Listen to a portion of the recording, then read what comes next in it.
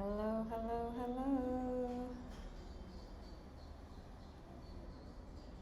Good morning, good afternoon, good evening, and welcome.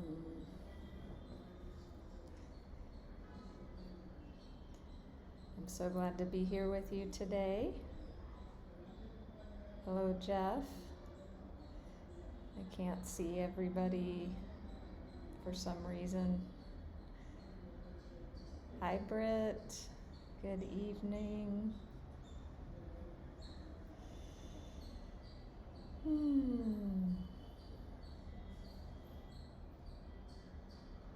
I was just preparing for our space. I was sending Reiki and Silvana healing energies into the session and everybody who would be joining in. And it is a bit later than I usually go live. It's, I schedule as I'm able. Sorry to hear you can't sleep, Britt, and glad you're here. So maybe, well, not maybe, I know there is something here for you, as well as anybody who is finding this live stream either in the live or in the replay that will be available on my YouTube channel. Hi, Elena. Good morning. I imagine you are in Australia. Maybe you've told me, maybe I'm guessing, and maybe I'm wrong.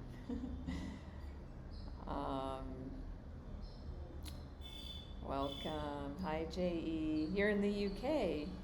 Okay, so good morning meaning early morning, not, well, it's not even, it's afternoon in Australia, so I'm wrong. Never mind. That's me trying to guess. Hi, Joe. Good afternoon. Jules, welcome. Is it your first time? If it's anybody's first time here and you care to say hello, please do so. I'm Natalie Speakman. I'm a spiritual life coach and Reiki master teacher. Hi, Angie. Welcome. Hi, Jamie.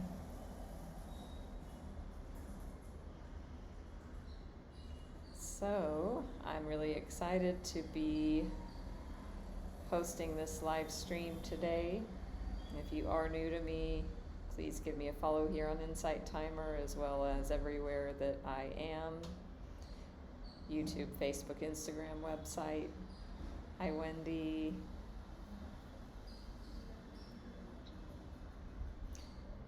And if you care to give a donation,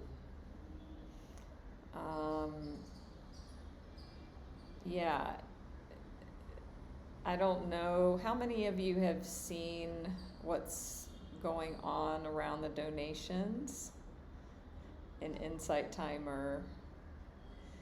The founder of Insight Timer was on CNBC the other day because of this teacher donation thing. So it's very interesting. Yes. And also, I'm touched by the stand that the CEO is taking for the teachers, and also just for, it's really about monopoly and the fact that Apple has a monopoly. So if that's interesting to anyone, I can share the link to the interview. Reach out in a private message. And saying that to say that if you give a donation here through the live stream, 30% goes to Apple, and that's what the founder is, trying to get changed. Because he says that they are saying it's like digital content, and Insight Timer is saying it's not digital content. So it's really about defining and definitions and creation. So it's very much on the leading edge of like setting precedent and this is all new. So yeah. So if you care to donate and you have any energy about that, and you want to make sure 100% goes to the teacher, I think if you do it just from my page outside of this event, then 100% goes to me. But if you click donate here, that's when the 30% goes to Apple. So I'm just sharing all of that if that's interesting. So I love that you stayed up, Jamie, for the book. So we'll go ahead and dive into that now. Hi, Lady Peacock. I'm in the land of peacocks. Not the land, maybe, but there's peacocks in India. I'm in India, if you don't know. In exactly a week from right now, I'm going to be in a plane back to Bali. So looking forward to that and very excited. I have scheduled some live streams this coming week. And yeah, and you know, the time is changing. Daylight savings is coming. I'm going to Bali. There's going to be a lot of movements for me personally in my work as a spiritual life coach, and you know, working with times and working with availabilities and etc. So anyway, it's all perfect and working out exactly as it is. So yeah. So what we're going to be doing now is what I call a meditative book listening series on the book Conversations with God, which I happen to have the hard copy here that y'all have seen, that I'm so excited that I have that, you know, as a nomad, as a gypsy, you know, to have a book, it's like, I only have a certain amount of real estate in my luggage, so I don't choose to take up the real estate in my bags with books. So this is my sole book in paper format, and it's that important to me that I have this. So does anybody, is it your first time with me? Is it your first time with this book? Before we dive any deeper, if you don't know anything about it, it doesn't matter, great. If you haven't been in on the sessions before, don't worry, you're catching it at the perfect time. And also, I have the replays in a playlist available on my YouTube. You can find me everywhere, Natalie Speakman, basically. So, and you can send me a message if you want me to send you that info. So, we're going to be continuing the study, and the way it works is I've already channeled Reiki and Sylvana energies into the session, as I already mentioned. And then when we go into the listening part, I will also be channeling Reiki as I see your beautiful faces move across, or your beautiful whatever profile bubbles move across the screen, and to everybody, you know, however you're joining. So I'm going to play the audio book recording, and I invite you to be in a meditative listening space. This information's very deep, so give it the respect it deserves. Give yourself the respect that you deserve to give yourself your full presence and attention in this time together. So I invite you to disconnect and unplug from any distracted attention, and to be with yourself, be in the present moment, be with this material, take it in, be with it, notice. You know, it can touch upon some, you know, it talks about the deepest topics of humanity, of why bad things happen to good people, and, you know, religion and Hitler and the devil, and, you know, everything and anything and everything. So why I'm saying that is it does touch upon controversial topics at times. If you notice, it hits a samskara, within you, if it hits something within you, the invitation is for you to notice that, ooh, there's resistance there, or ooh, I feel like angry or closed-minded or sad, or or maybe happy, whatever. If it hits something where you want to close your mind to the information or close off, I invite you to be with yourself in that process.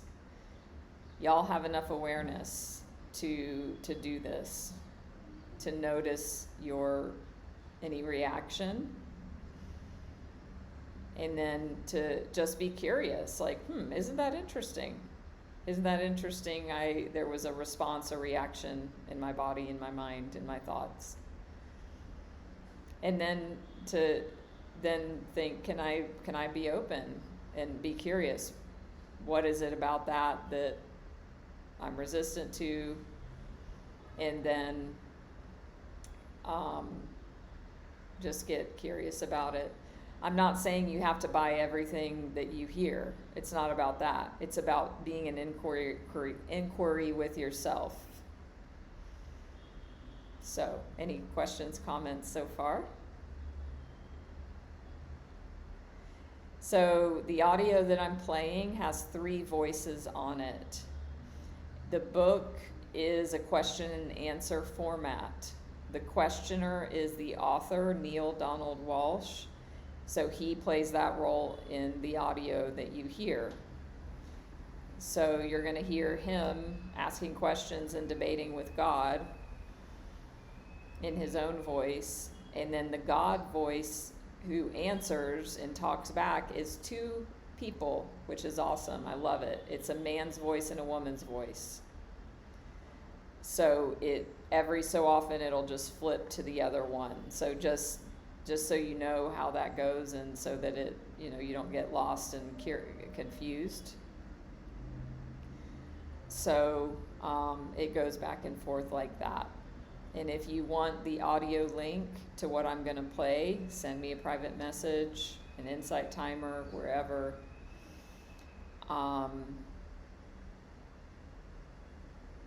Yeah. I think that's it. Anybody have any questions or comments?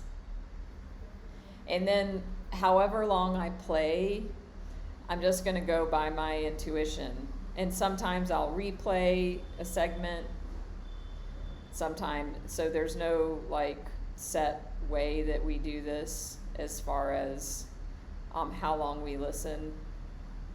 So I just go with the flow of the information. Please share your questions and comments, or your reactions, your responses, because it will help others, not only just for you. Also, please bear with the fact I'm in India, and it's very loud here, and the internet. So far, so good, and yeah, that's how it is. I'm going to move this. So, does anybody have anything before we dive in? And again, I want to ask, is there anybody that doesn't know this book or what it's about or have a sense of it, aside from it being a conversation with God? Going once, going twice. So when I play the recording, if it's too loud or it's not loud enough, please let me know in the comments. Hi, Karen. Nice to see you. Okay, great. Oh.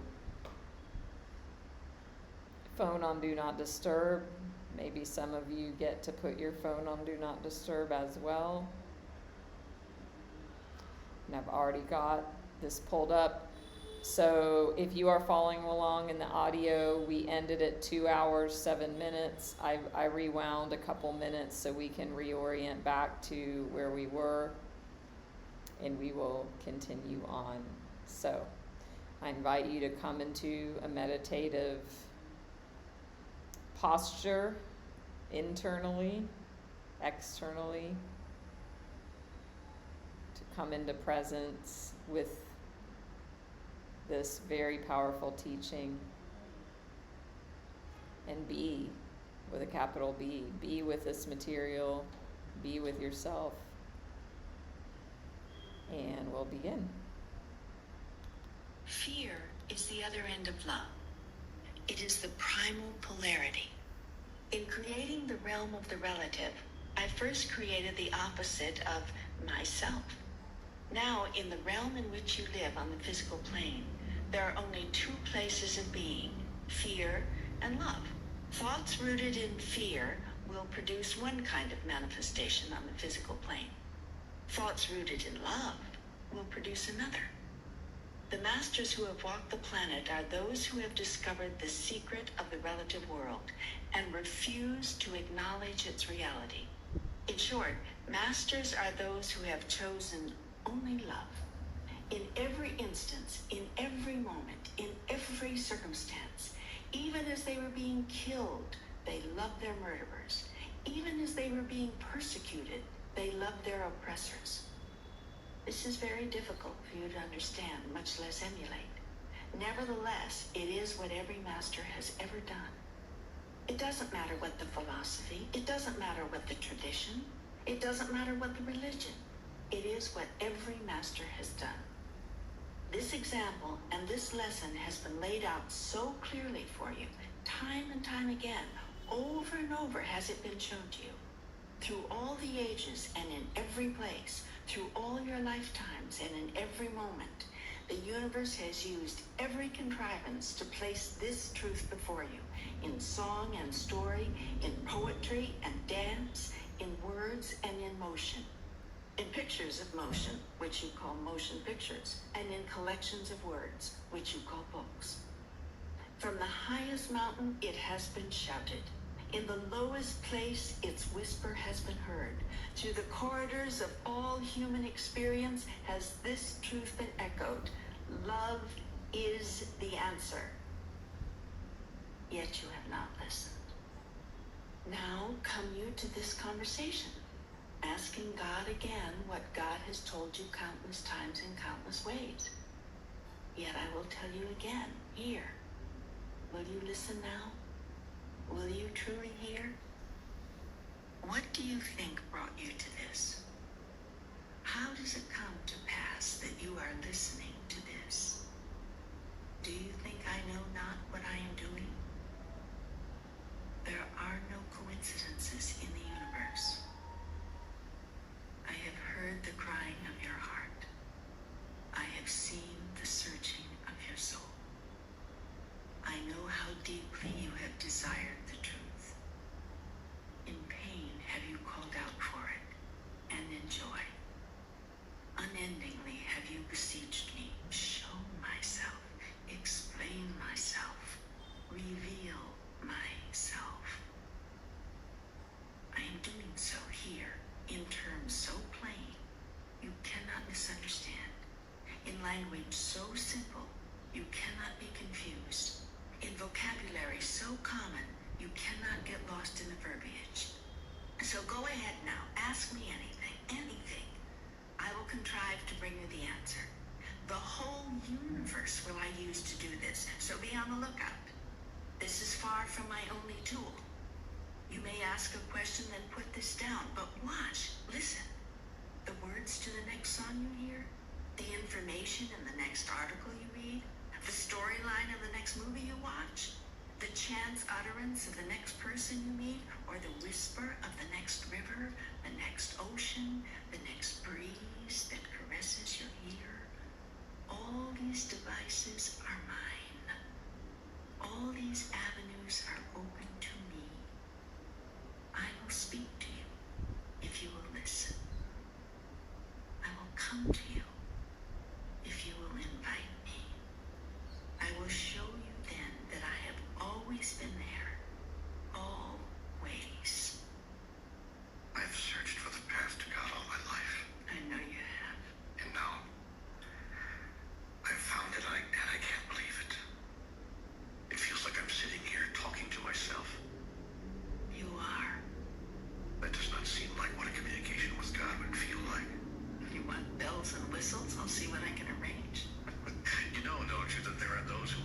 this a blasphemy, especially if you keep showing up as such a wise guy?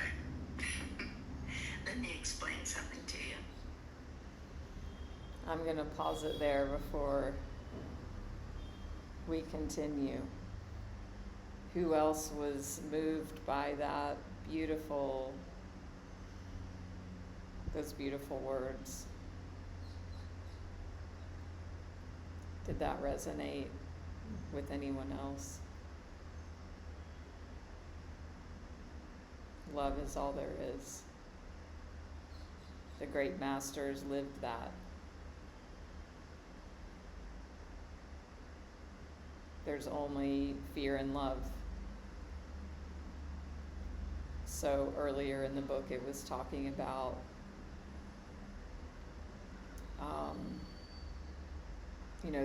the nature of existence, and God wanted to experience itself, so it had to separate from itself and create duality and create polarity and relationship and relativity. And so in order for God to experience itself, it had to create something that was not God for it to then experience itself with. So it created the two polarities, fear and love. So even fear is still within love, which is a deeper subject, but to keep it simple, we're either coming from fear or love.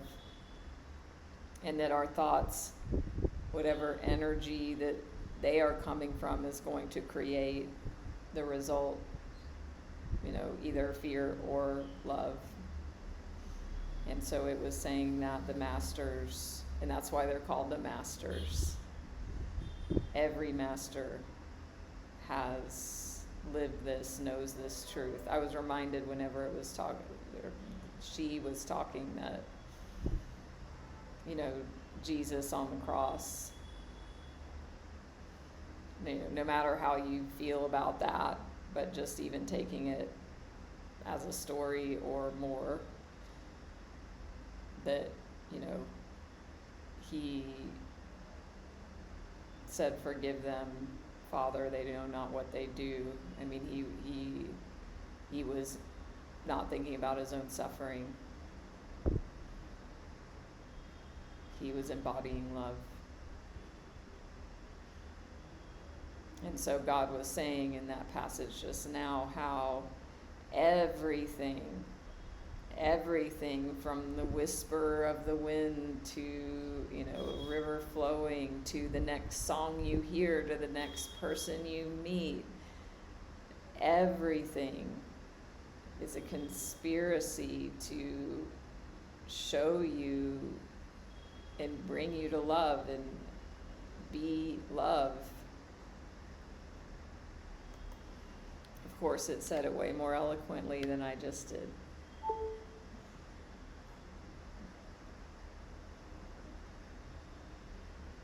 And the book says that we're here to remember, and it says remember.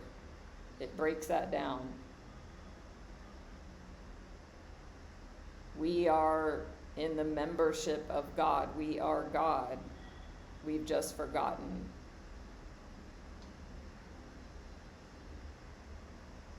Enlightenment is that remembering. Everything is here to assist us and support us in that remembering, even when it looks like the horrible, worst, awful thing. I quote this all the time. Albert Einstein says, "The most important question you can ever ask yourself is, do I live in a friendly universe?" If you live in a friendly universe, then this is all conspiring and here to help you.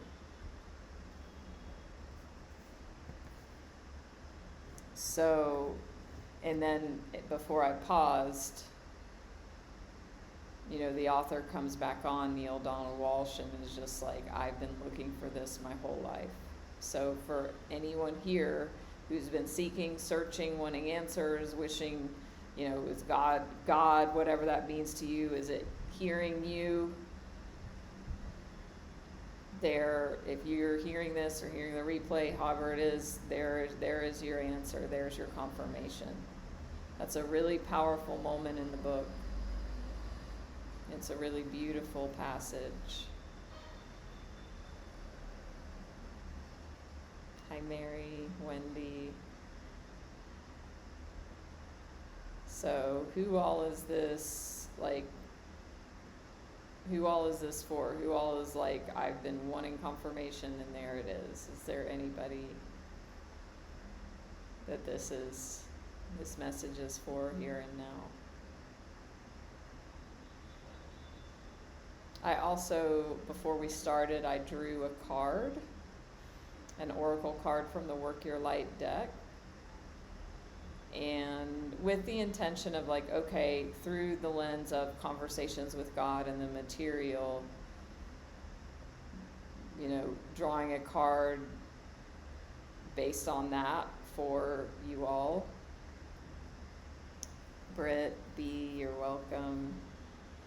So the card that came was, answer the call. What is your soul calling you to do? Answer the call. What is your soul calling you to do? So with this knowledge that, you know, there is only love, that the masters lived and walked this planet from a place of only love to the best of their ability. In your life right now, what is your soul calling you? And you know it's calling. Are you ready to answer that call?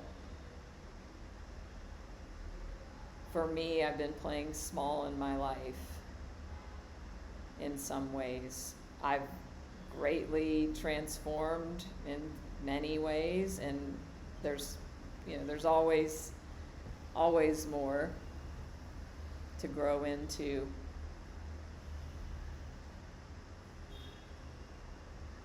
And for me, I've got to look at, am I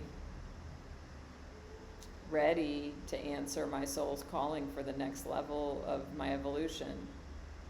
I have up-leveled, but and there's more to go, and I'm great where I am, and my soul is calling me further. Beautiful, Karen. What is this situation here to teach me? That's a beautiful mindset and a beautiful question. Wendy, to live in love and let go of fear. So really powerful. If you are new, if you've joined in, don't forget to give me a follow if you're new to me, new to my Insight Timer. Give a donation if you'd like. Follow me. Instagram, Facebook, YouTube. And if you care to reach out one-on-one to see what it would be like to work together, what I offer, you can find all that if you feel that resonance, that heart call, as so many of you have.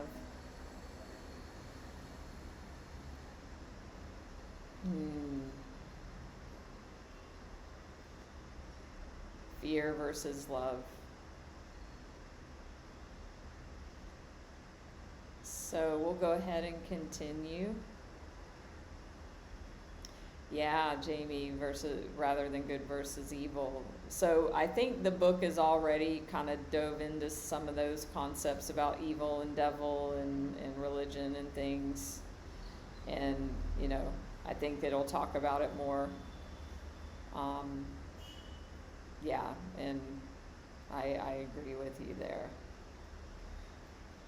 So sit back, relax, receive this powerful conversation with God. As it continues, I will continue channeling the Reiki, and we'll stop when I feel called to. So after that beautiful passage that God was sharing, then the author was like, I've been waiting for this. This is beautiful. And, you know, then God was like, basically ask me anything, AMA. So yeah, we'll continue. You have this idea that God shows up in only one way in life. That's a very dangerous idea. It stops you from seeing God all over. If you think God looks only one way, or sounds only one way, or is only one way, you're going to look right past me night and day. You'll spend your whole life looking for God and not finding her because you're looking for a him. I use this as an example. It has been said that if you don't see God in the profane and the profound, you're missing half the story. That is a great truth. God is in the sadness and the laughter, in the bitter and the sweet. There is a divine purpose behind everything, and therefore a divine presence in everything. Well, I once began writing a book called God is a Salami Sandwich. That would have been a very good book. I gave you that inspiration. Why didn't you write it?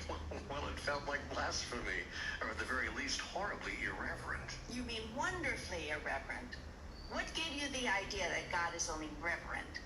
God is the up and the down, the hot and the cold, the left and the right, the reverent and the irreverent. Think you that God cannot laugh? Did you imagine that God doesn't enjoy a good joke? Is it your knowing that God is without humor?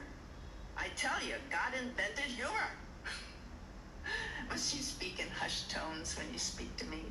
Are slang words or tough language outside my ken? I tell you, you can speak to me as you would speak with your best friend. Do you think there is a word I haven't heard? A sight I have not seen? A sound I do not know? Is it your thought that I despise some of these while I love the others? I tell you, I despise nothing. None of it is repulsive to me. It's life, and life is the gift, the unspeakable treasure, the holy of holies.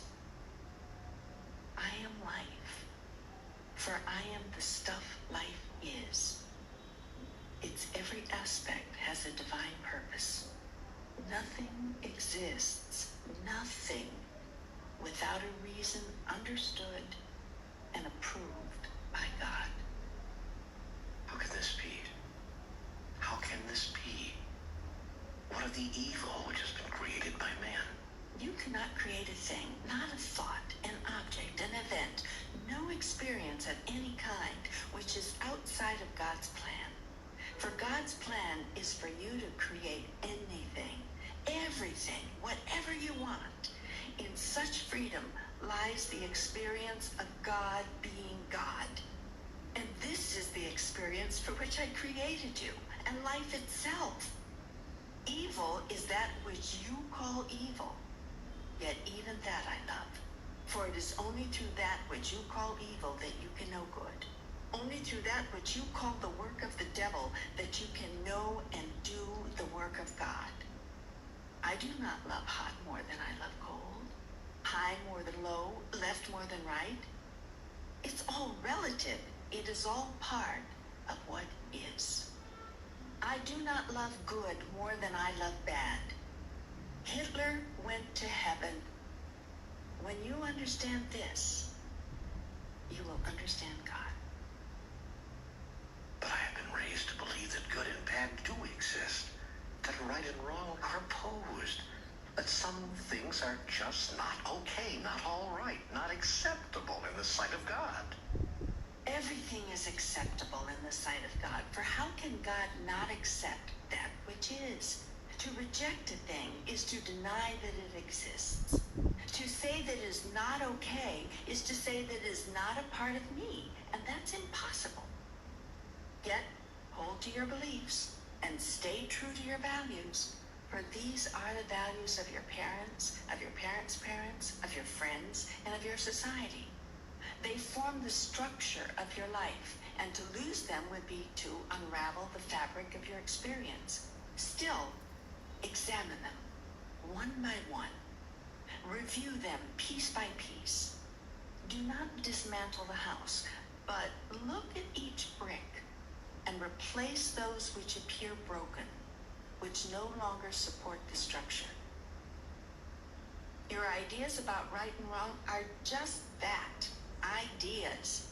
They are the thoughts which form the shape and create the substance of who you are.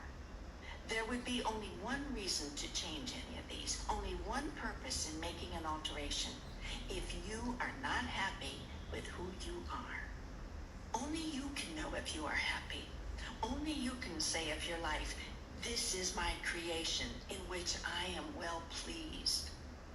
If your values serve you, hold to them, argue for them, fight to defend them. Yet seek to fight in a way which harms no one.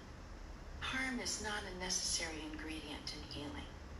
You know, you say hold to your values. At the same time, you say our values are all wrong. Help me with this. I have not said your values are wrong, but neither are they right. They're simply judgments, assessments, decisions. For the most part, they are decisions made not by you, but by someone else. Your parents, perhaps, your religion, your teachers, historians, politicians. Very few of the value judgments you have incorporated into your truth are judgments you yourself have made based on your own experience. Yet experience is what you came here for. And out of your experience were you to create yourself. You have created yourself out of the experience of others. If there were such a thing as sin, this would be it. To allow yourself to become what you are because of the experience of others. This is the sin you have committed, all of you. You do not await your own experience. You accept the experience of others as gospel, literally. And then when you encounter the actual experience for the first time, you overlay what you think you already know onto the encounter.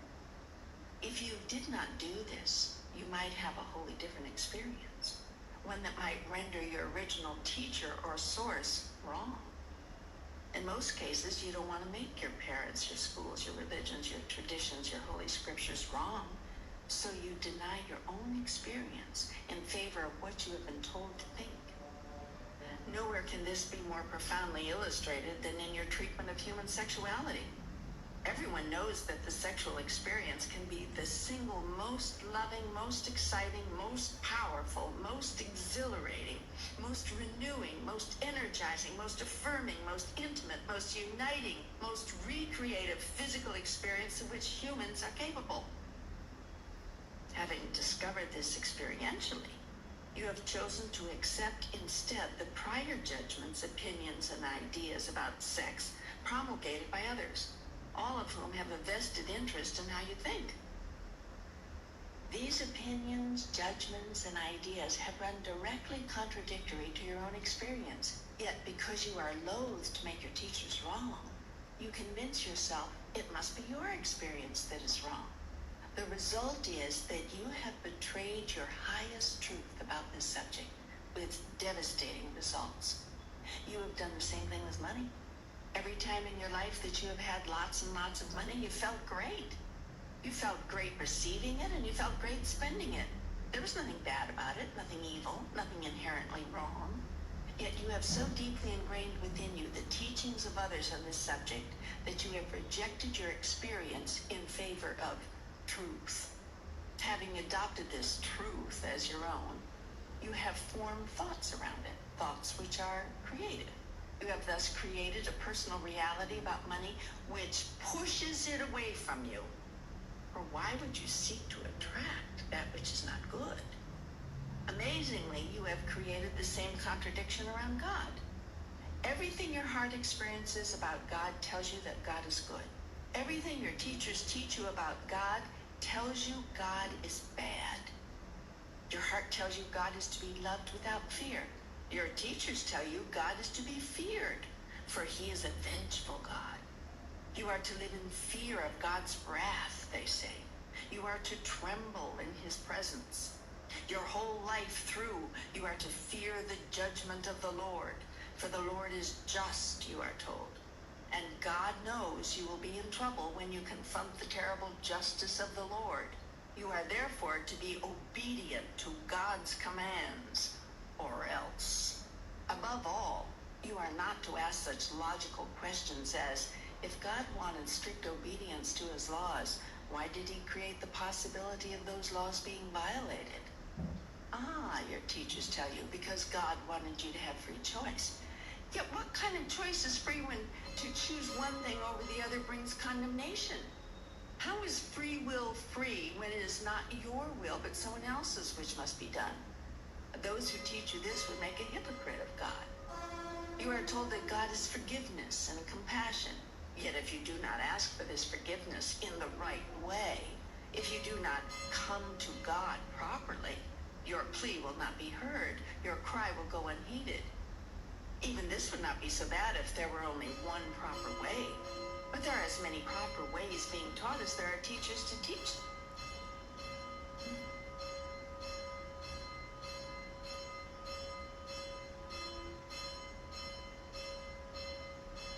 I don't know what this is. Oh, India. I guess God wanted us to stop the recording.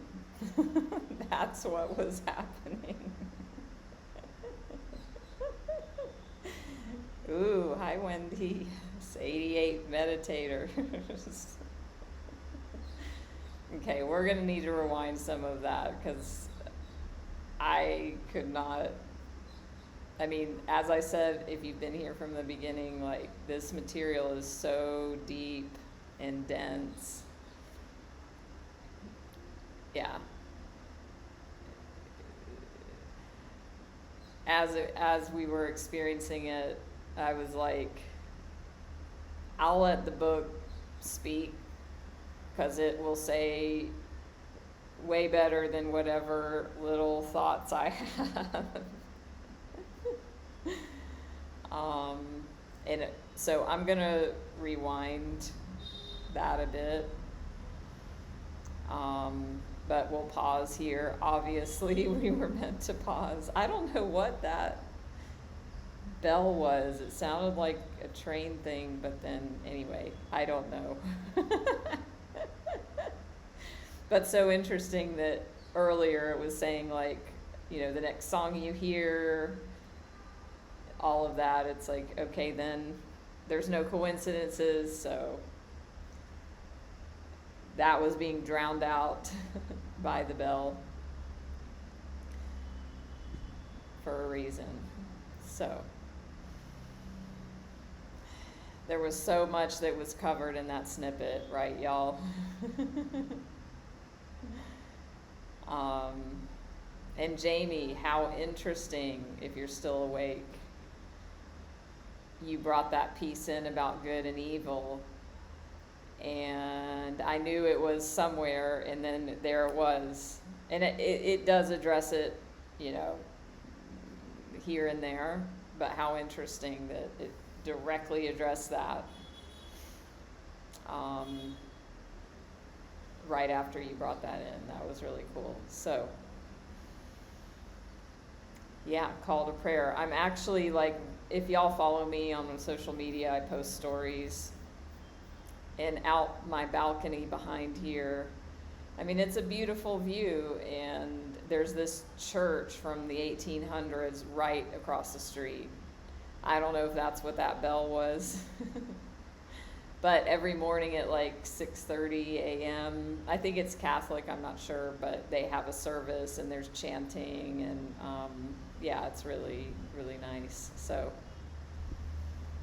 God's over there.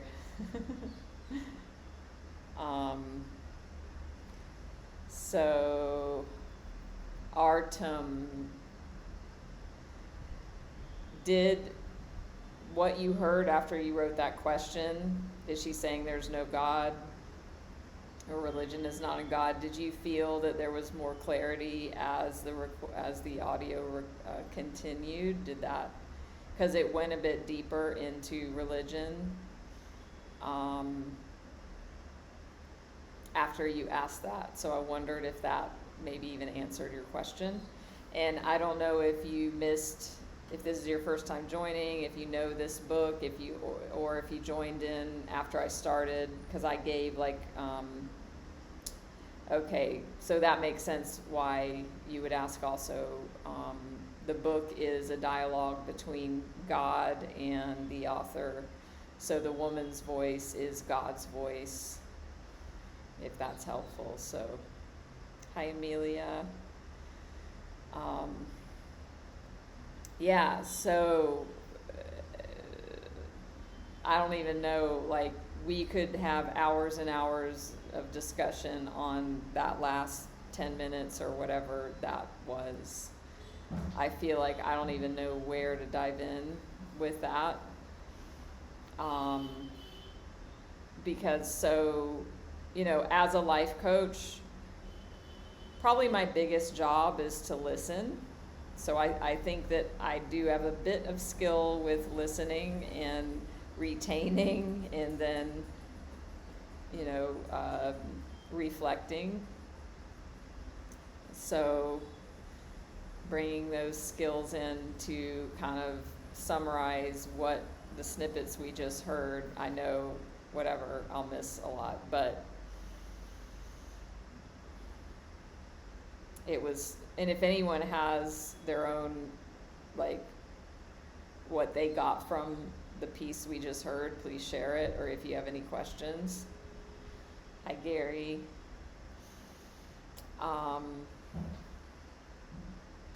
It started talking about free will. It talked about judgments. It talked about values.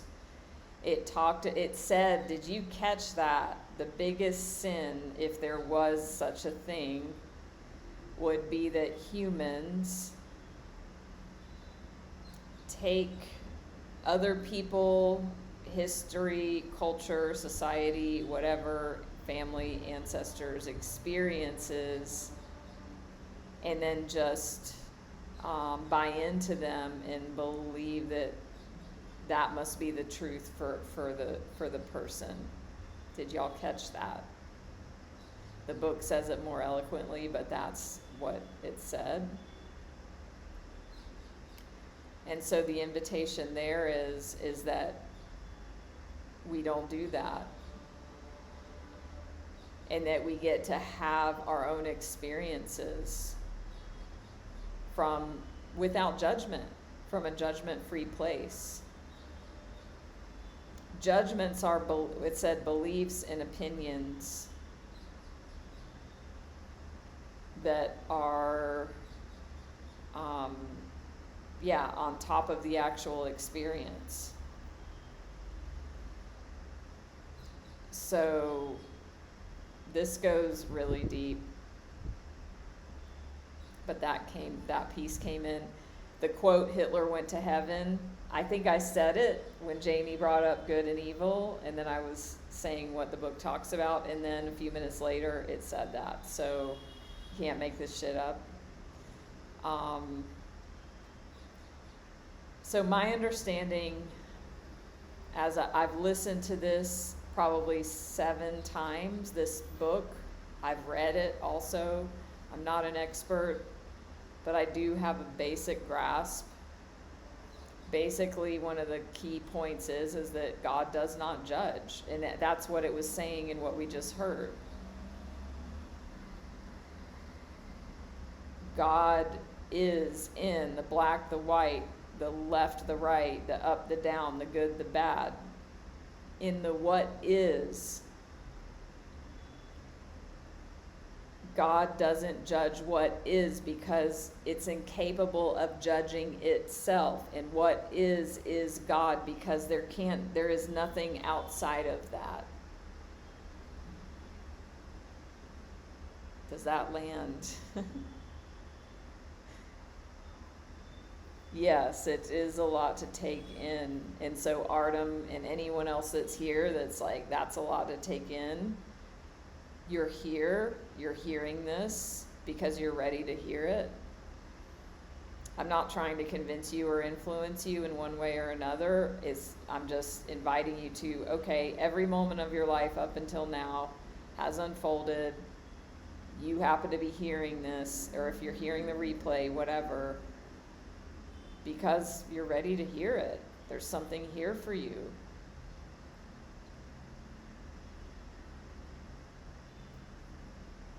It is a lot to take in.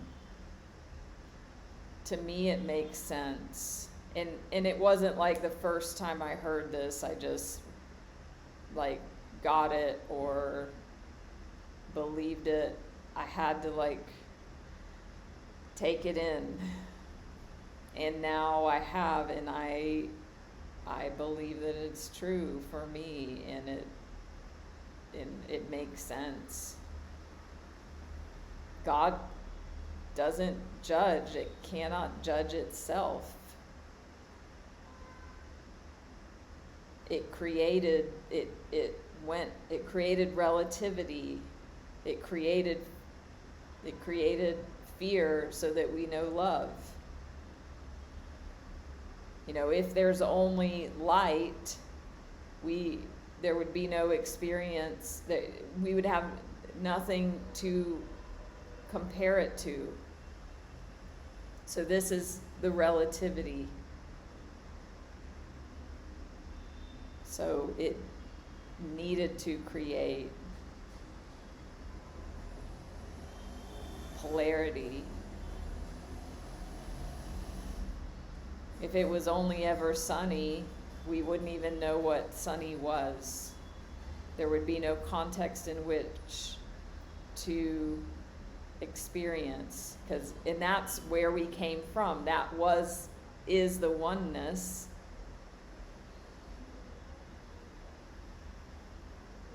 Yeah. And then remember too that, I mean, there was so much in that, so we're gonna rewind back for next time, because it talked about sex. It talked about the sexual experience. I'm considering doing a Way of Mastery listening series. This is gonna be super, I mean, this is super deep and powerful, which is why I do this, because it is super deep and powerful. Way of Mastery also is. It's in line with A Course in Miracles, but to me it's more accessible. So in the Way of Mastery, it basically says there that the energy of sex is the energy of God because it's the energy of creation. And God is a creator. That's what we came here to do, to experience and create. And remember that we are God as the experiencer and the creator. That's why if you feel stuck, it's such a shitty feeling, because it's not in alignment with who we are. And God does not judge its creations. God gave us free will.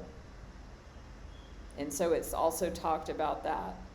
God gave us free will. Because if it didn't give us free will, then we are not created as God, in the image and likeness of God. Our hands create things, and first, our thoughts are the original because you have to have a thought that makes the hand create.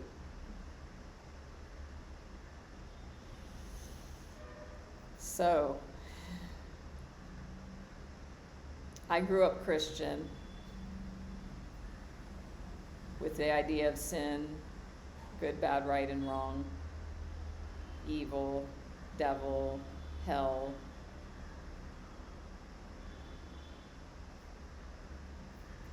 And this, I mean, I already lost my religion 20 years ago.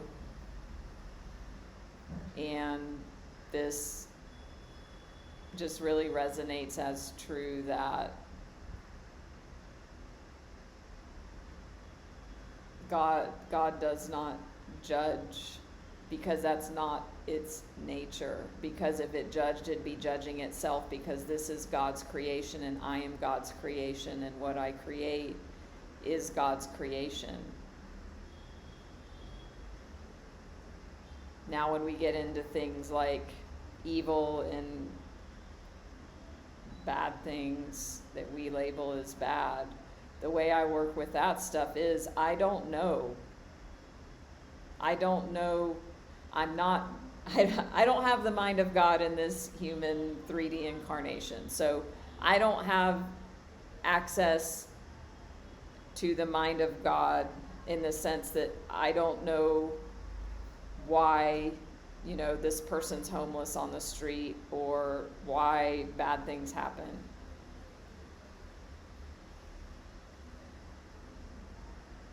So from my limited perspective, it looks like, oh, that's bad, that's wrong, that's evil, it shouldn't be.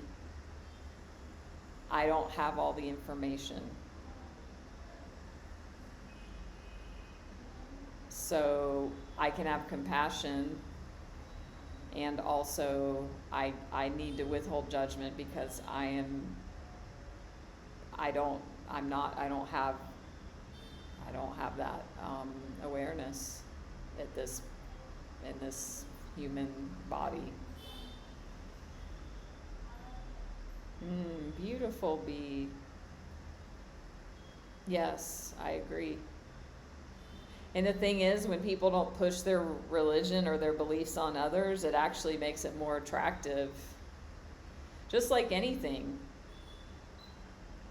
Like that's the same thing with sales too. Or same thing with romance. It's like that energy. If I'm trying to sell or push, it just, that energy pushes that away. Yeah.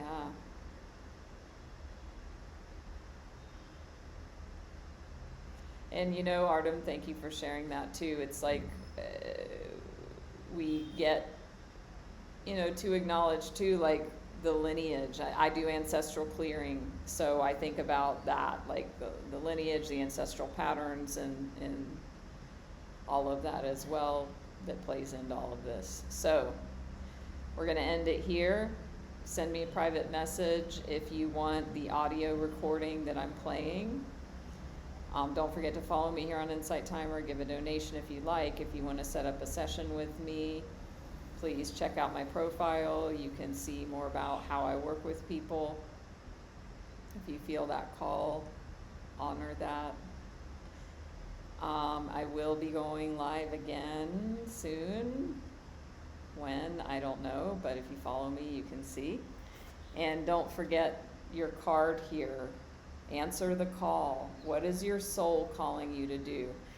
When you think about this teaching and this information, and we're thinking about the infinite, and we're thinking about the soul, we're not thinking about day-to-day life here. We're thinking about this whole infinite journey that we're on. So in this incarnation, right now, with your time remaining, whatever time you imagine you have left, what's your soul calling you to do? If there's only love, it, as it says.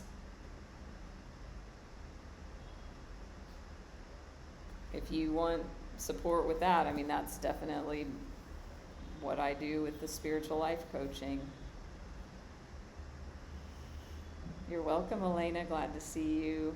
As always, Artem, welcome. Thank you for all who joined. And yeah, I will see you all very, very soon.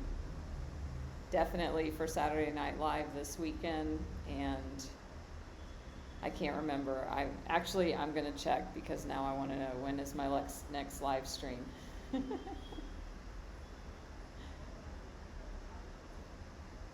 Okay, yeah. So it's going to be Friday night, very late in the Western Hemisphere, and Saturday, like, in the daytime.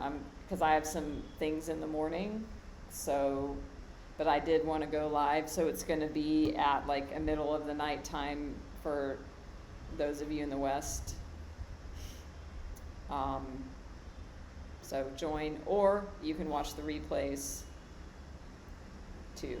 So you're welcome, Artem, Jamie, Wendy, everyone else, J.E. So it's 2 p.m. in India, which, what is that, 12 or 2 a.m. Central. I think I'm 12 hours ahead, or like, yeah, whatever, in the middle of the night. But good news, I've got all the replays. If you like this Conversations with God series, I've got the previous ones in a playlist. If you want to hear the whole dialogue from the beginning, you can also send me a message and ask for that. Don't forget to join my group, Natalie's Healing Circle, as well, here in Insight Timer. Loving you all. I'm blessed. I'm grateful. I'm abundant. We are all abundant, as that is the nature of God. So namaste from India. I will see you very soon.